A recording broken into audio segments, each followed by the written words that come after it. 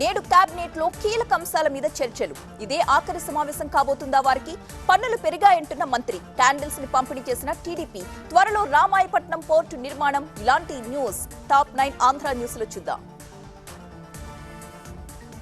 ఇవాళ AP cabinet కీలక సమావేశం కాబోతోంది. మధ్యాహ్నం జరిగే సమావేశంలో 40 అంశాలను ఎజెండాగా చేర్చారు. రంపచోడవరం కేంద్రంగా కొత్త గిరిజన జిల్లా, జర్నలిస్టుల ఇళ్ల స్థలాలు, పలు సంస్థలకు భూ కేటాయింపులు, సిపిఎస్ రద్దు వంటి అంశాల మీద చర్చ ఉంటుంది. గౌతమ్ రెడ్డి సంఘం బ్యారేజ్ కు ఆమోదం తెలపనుంది కేబినెట్. ఇక ప్రస్తుతం ఉన్న ఏపీ మంత్రులకు ఇది చివరి భేటీ కాబోతోంది.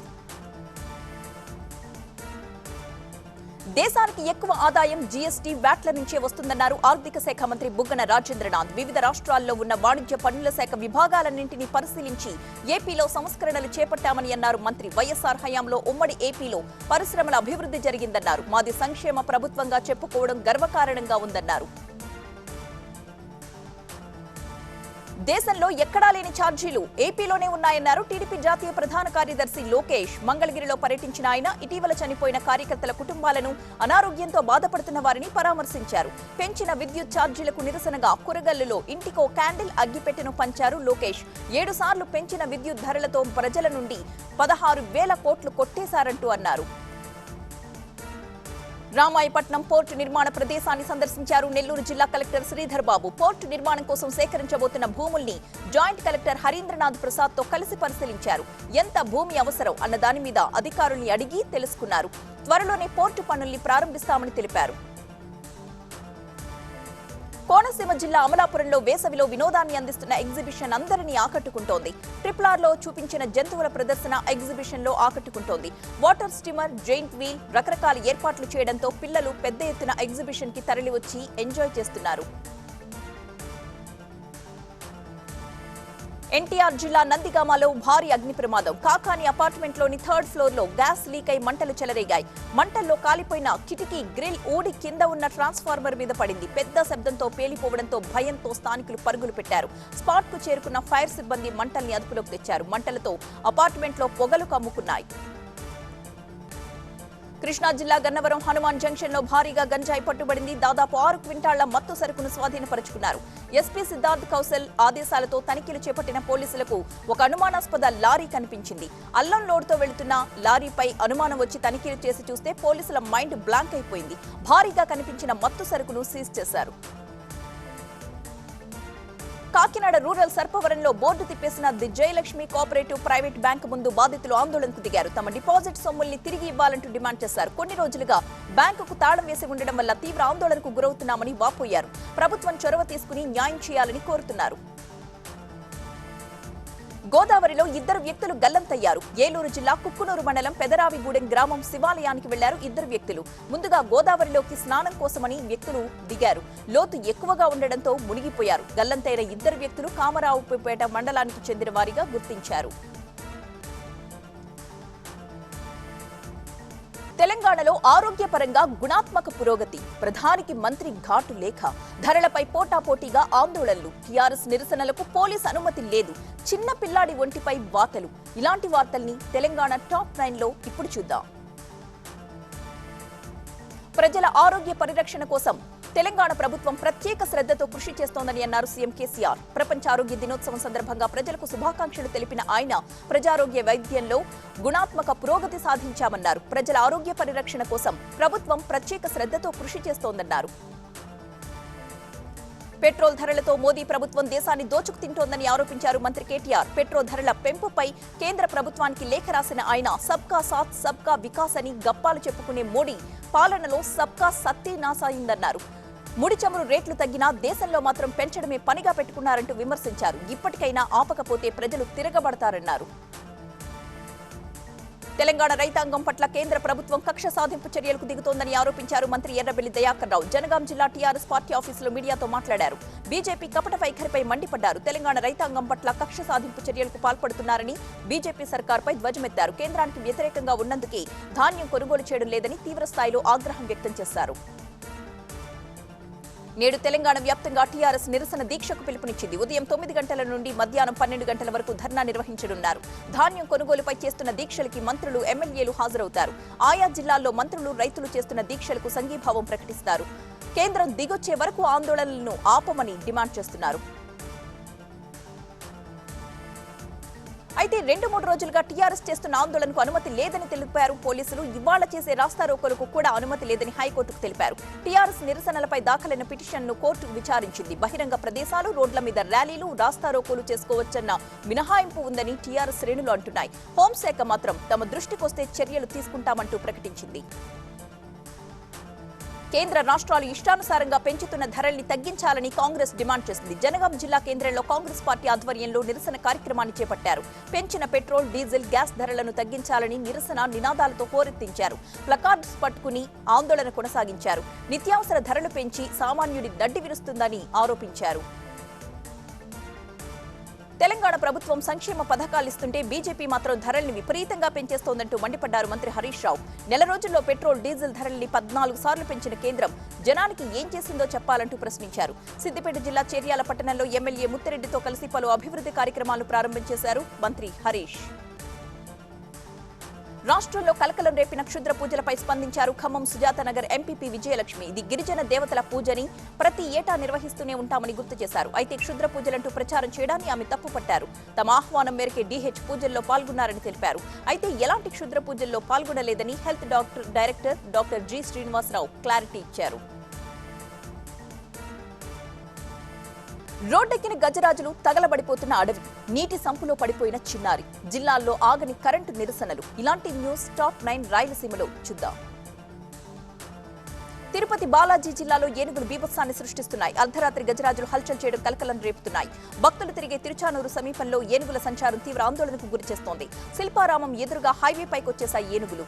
వీటిని బయటకు పంపడానికి డ్రైవ్ చేస్తున్నారు ఫారెస్ట్ పోలీస్ టీం. తిరుపతి శ్రీకాళహస్తిలో భక్త కన్నప్ప కొండపై అగ్ని ప్రమాదం జరిగింది. 100 ఎకరాల్లో అడవి కాలి బూడిదవుతోంది. అగ్నిమాపక సిబ్బంది, దేవస్థానం సిబ్బంది ఎంత ప్రయత్నించినా ఫలితం లేదు. భక్తులు అటువైపు వెళ్లొద్దని మైక్లో ప్రచారం చేస్తున్నారు ఆలయ అధికారులు. కరెంటు ఛార్జీలను ఖండిస్తూ టీడీపీ శ్రేణులు కర్నూలు నంద్యాల చెక్పోస్టు దగ్గర నిరసన తెలిపారు. కొవ్వొత్తులు, లాంతర్లతో మాజీ ఎమ్మెల్యే గౌరు చరిత, సిపిఐ నాయకులు ఆందోళనకు దిగారు. ఇంటింటికి కొవ్వొత్తులు, అగ్గిపెట్టెలు పంపిణీ చేశారు మాజీ ఎమ్మెల్యే గౌరు చరితారెడ్డి. కరెంటు బిల్లులు చూసి జనం షాక్ తింటున్నారని వాపోయారు. విద్యుత్ ఛార్జీలు తగ్గించాలంటూ కాంగ్రెస్ ఆందోళనకు దిగింది. జిల్లాల కేంద్రాల్లో జరిగిన ఆందోళనల్లో సీనియర్ నేతలు ప్రసంగించారు. అనంతపురంలో జరిగిన ధర్నాలో ఏపీపీసీసీ అధ్యక్షులు శైలజానాథ్ కార్యకర్తల్ని ఉద్దేశించి ప్రసంగించారు. ఛార్జీలను వెంటనే తగ్గించాలని డిమాండ్ చేశారు. ప్రభుత్వం వెనక్కి తగ్గే వరకు వదిలిపెట్టే ప్రసక్తే లేదని వార్నింగ్ ఇచ్చారు. రేపు సీఎం జగన్ నంద్యాల టూర్కు అధికారులు ఏర్పాట్లు పూర్తి చేస్తున్నారు. స్థానిక ఎస్పీజీ గ్రౌండ్లో వసతి దీవెన పథకం ప్రారంభోత్సవంలో పాల్గొంటారు. ఏర్పాట్లను నంద్యాల జిల్లా collector Jilani, SP Raghuveera Reddy, MLA Shilpa Ravi సభా ప్రాంగణం, హెలిప్యాడ్లను పరిశీలించారు. జిల్లాను ప్రకటించిన అనంతరం సీఎం రావడం సంతోషకరమంటున్నారు ఎమ్మెల్యే శిల్పారవిరెడ్డి. కడపలోని ఓల్డ్ రిమ్స్ లో అగ్ని ప్రమాదం జరిగింది. పార్క్ చేసిన పాడుబడ్డ 108 అంబులెన్స్ వాహనాల్లో మంటలు చెలరేగాయి. మంటలు చెలరేగడంతో 2 పాడుబడ్డ 108 అంబులెన్స్ వాహనాలు పూర్తిగా కాలిపోయాయి. మరో పాడుబడ్డ 108 వాహనానికి స్వల్ప అగ్ని ప్రమాదం జరిగింది. రోడ్డుపై వెళుతున్న లారీలో మంటలు, అక్రమ నిర్మాణాలపై ఉక్కుపాదం, వర్సిటీలో ఆగని జింకల వేట, పబ్బుల ముందు కాంగ్రెస్ నేతల ధర్నా. ఇలాంటి న్యూస్ హైదరాబాద్ టాప్ 9లో ఇప్పుడు చూద్దాం. హైదరాబాద్ వనస్థలిపురంలో రోడ్డుపై లారీ తగలబడిపోయింది. రన్నింగ్ లో ఉన్న లారీలో అకస్మాత్తుగా మంటలు మొదలయ్యాయి. లారీని రోడ్డు సైడ్కు నిలిపివేసిన డ్రైవర్ కిందకు దూకేసి ప్రాణాలు కాపాడుకున్నాడు. రాత్రి సమయంలో రోడ్డుపై భారీగా ట్రాఫిక్ జామ్ ఏర్పడింది. స్పాట్కొచ్చిన ఫైర్ సిబ్బంది మంటల్ని ఆర్పివేశారు. అక్రమ నిర్మాణాలపై ఉక్కుపాదం మోపుతున్నారు గుండ్లపోచంపల్లి మున్సిపల్ అధికారులు. మేడ్చల్ జిల్లాలోని మై విల్లాస్ కన్స్ట్రక్షన్స్ నిర్మించిన అక్రమ గోడను కూల్చివేశారు. మైఫీ విల్లాస్ నిబంధనలు ఉల్లంఘించిందంటూ అధికారులు ఆరోపించారు. పెరిఫెరల్ రోడ్డు వదలకుండా 3 వైపులా రోడ్డు మూసేయడంతో బాధితులు అధికారుల్ని ఆశ్రయించారు. దీంతో చర్యలు చేపట్టారు అధికారులు. పబ్బుల్లో డ్రగ్స్ అమ్ముతున్నారని అకస్మాత్తుగా ఆందోళనకు దిగారు. జూబ్లీహిల్స్ లోని పలు పబ్బుల ముందు నిరసన తెలిపారు. పెద్దమ్మ టెంపుల్ నుంచి నేతలు, కార్యకర్తలు ర్యాలీ తీశారు. అనుమతి లేదంటూ పోలీసులు అడ్డుకోవడంతో వాగ్వాదం మొదలైంది. పోలీసులు బలవంతంగా అదుపులోకి తీసుకుని స్టేషన్ కి తరలించారు. ఉప్పల్ సర్కిల్ పరిధిలోని కాలనీలు, బస్తీల అభివృద్ధిపై సమీక్ష నిర్వహించారు ఎమ్మెల్యే సుభాష్ రెడ్డి. లోకల్ కార్పొరేటర్లతో కలిసి సమస్యల్ని తెలుసుకున్నారు ఎమ్మెల్యే. జీహెచ్ఎంసీ అధికారులతో కార్పొరేటర్లు సమన్వయపరుచుకుని అభివృద్ధి పనులు చేయాలని కోరారు. తమ సమస్యల మీద కార్పొరేటర్లను నిలదీశారు స్థానికులు. క్యాన్సర్ తో బాధపడుతున్న చిన్నారికి సాటి పేషెంట్ పెద్ద మొత్తంలో ఆర్థిక సాయం చేసింది. 4 ఏళ్ల చిన్నారి కంటి క్యాన్సర్ తో బాధపడుతూ ఎల్వి ప్రసాద్ ఆసుపత్రిలో చికిత్స పొందుతోంది. పక్క బెడ్ లో ఉన్న మరో పేషెంట్ తో పాటు బంధువులు చిన్నారిని చూసి చలించిపోయారు. తమకు తెలిసిన వారి నుంచి విరాళాలు సేకరించి పాప పేరెంట్స్ కు అందించారు. కష్టాల్లో ఉన్న తమను ఆదుకోవాలని ఈ పేద కుటుంబం వేడుకుంటోంది. శంషాబాద్ ఎయిర్పోర్ట్ లో కస్టమ్స్ అధికారుల తనిఖీల్లో భారీగా గోల్డ్ పట్టుబడింది. దుబాయ్ నుంచి హైదరాబాద్ కు వచ్చిన ఒక ప్రయాణికుడి దగ్గర 1/2 కేజీ గోల్డ్ దొరికింది. నిందితుడు బంగారాన్ని గొలుసులు తీగలుగా మార్చి దుస్తుల్లో పెట్టుకుని తీసుకొస్తుండగా దొరికిపోయాడు. గోల్డ్ ను సీజ్ చేసిన కస్టమ్స్ అధికారులు నిందితుడిని అదుపులోకి తీసుకున్నారు.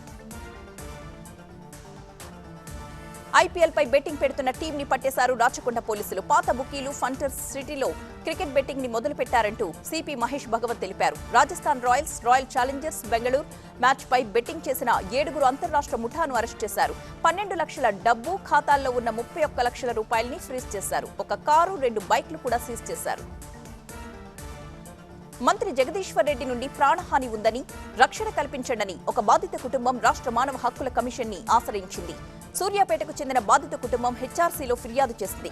సూర్యాపేట జిల్లా ఎర్కారం గ్రామానికి చెందిన యాదమ్మ కూతురుతో కలిసి న్యాయం చేయాలంటూ హెచ్ఆర్సీని వేడుకున్నారు. రాజకీయ కక్షలతో కేసులు పెట్టి తన భర్తను జైలుకు పంపించారంటూ ఆవేదన వ్యక్తపరిచారామె.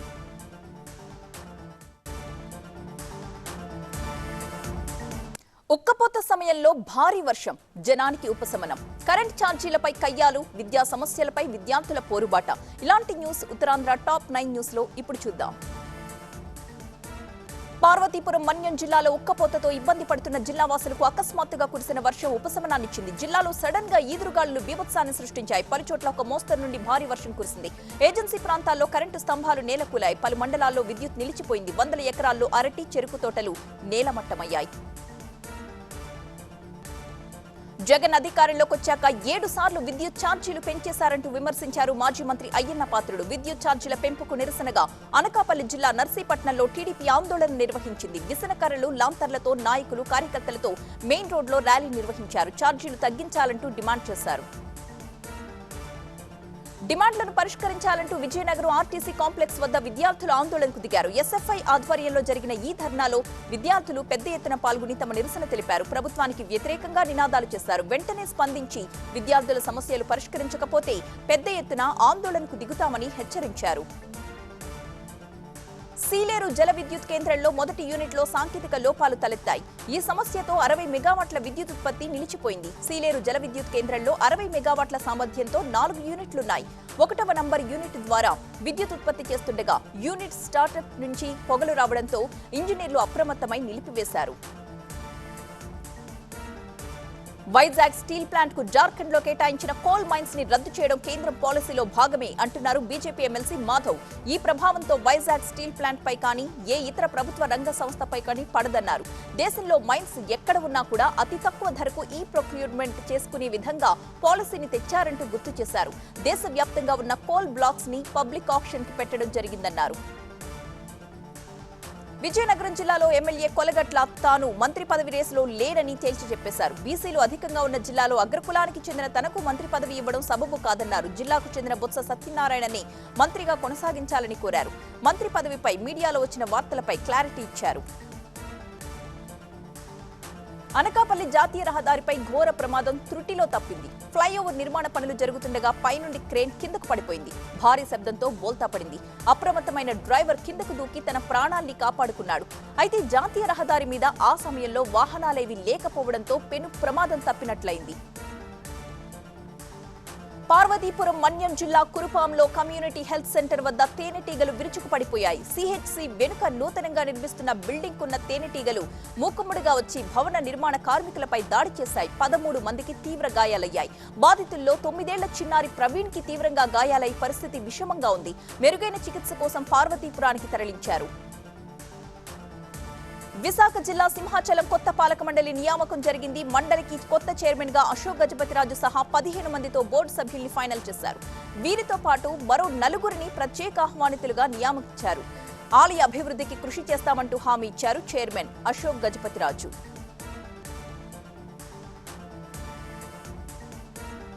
సెట్స్ మీదకెళ్లిన విజయ్ వంశీ పైడిపల్లి మూవీ. రేపే క్రిష్ మూవీతో జాయిన్ కాబోతున్న పవర్ స్టార్ తారక్ చెర్రీలను ముగ్గులోకి దించిన వర్మ. హాలీవుడ్ డైరెక్టర్ తో నాగ చైతన్య మూవీ అనౌన్స్మెంట్. ఇటువంటి టాప్ 9 టాలీవుడ్ కబుర్లు ఇప్పుడు చూద్దాం. Mega prince Varun Tej boxer గా నటిస్తున్న గనీ మూవీ రేపే రిలీజ్ అవుతోంది. నిన్న హైదరాబాద్ లో జరిగిన ప్రీ రిలీజ్ ఈవెంట్ లో టీం మొత్తం సందడి చేసింది. అల్లు అరవింద్ సమర్పిస్తున్న గనీ మూవీని కిరణ్ కొర్రపాటి డైరెక్ట్ చేశారు. తాజాగా ఈ సినిమా నుంచి యాక్షన్ ట్రైలర్ రిలీజ్ అయింది. వంశీ పైడిపల్లి డైరెక్షన్ లో కోలీవుడ్ దళపతి విజయ్ హీరోగా కొత్త సినిమా ప్రారంభమైంది. చెన్నైలో జరిగిన పూజా కార్యక్రమంలో ప్రొడ్యూసర్ దిల్ రాజు, హీరోయిన్ రష్మిక సహా టీం మొత్తం హాజరైంది. ఫస్ట్ షెడ్యూల్ షూటింగ్ కూడా మొదలైపోయింది. ఈ పాన్ ఇండియా మూవీకి తమన్ మ్యూజిక్ అందిస్తున్నారు. అక్కినేని హీరో నాగ చైతన్య కూడా బైలింగ్వల్ మార్కెట్లోకి ఎంట్రీ ఇచ్చేశారు. మానాడు ఫేమ్ వెంకట్ ప్రభు డైరెక్షన్ లో తెలుగు, తమిళ భాషల్లో నిర్మించే మూవీలో హీరోగా చేస్తున్నారు Chaitu. Srinivasa silver screen banner పై నిర్మిస్తున్న ఈ మూవీ చైతు కెరీర్ లో 22వది. రాజమౌళితో చేయబోయే సినిమా కోసం ఈగర్ గా వెయిట్ చేస్తున్నా అన్నారు సూపర్ స్టార్ మహేష్ బాబు. ఈ మూవీ ఏ స్థాయిలో ఉంటుందో ఇప్పుడే చెప్పలేనని, సరైన సమయంలో అన్ని డీటెయిల్స్ వెల్లడిస్తామని చెప్పారు.